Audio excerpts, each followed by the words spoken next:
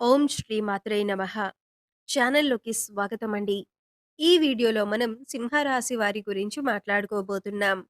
July 15వ తేదీ తర్వాత ఈ రాశి వారి యొక్క రాశి ఫలాలు చూసుకున్నట్లయితే మీరు 500,00,00,000కు అధిపతి కాబోతున్నారు.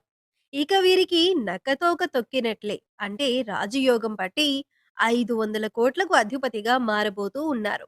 అయితే ఈ రాశివారు ఈ సమయంలో ఏ విధంగా 500,00,00,000కు అధిపతి కాబోతున్నారు? మీరు తీసుకోవాల్సిన జాగ్రత్తలేంటి? అలాగే ఈ సమయంలో మీరు చేసుకోవాల్సిన దేవతారాధన, అలాగే పాటించవలసిన పరిహారాల గురించి ఈ వీడియోలో మనం వివరంగా తెలుసుకుందాం. కానీ అంతకంటే ముందుగా మీరు కనుక మన ఛానల్‌ని ఇప్పటివరకు సబ్స్క్రైబ్ చేసుకోకపోతే సబ్స్క్రైబ్ చేసుకొని, పక్కనే ఉన్న బెల్ ఐకాన్ నొక్కి ఆల్ సెలెక్ట్ చేసుకుంటే మేమిలాంటి వీడియోస్ అప్‌లోడ్ చేయగానే ముందుగా మీకు నోటిఫికేషన్ వస్తుంది. అలాగే వీడియోని ఎక్కడా కూడా స్కిప్ చేయకుండా చివరి వరకు చూస్తేనే మేమేం చెబుతున్నామో మీకు పూర్తిగా అర్థమవుతుంది.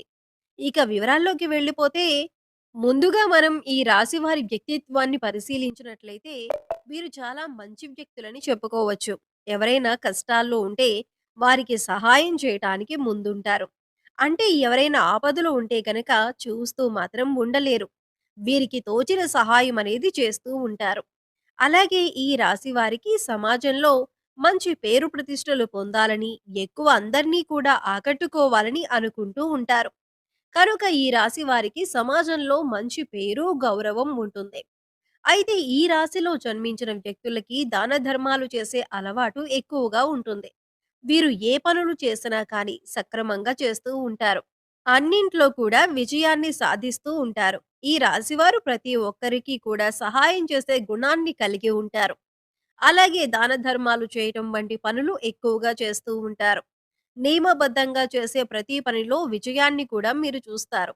చేసిన పనికి ప్రతిఫలం కూడా చాలా బాగుంటుందని చెప్పుకోవచ్చు.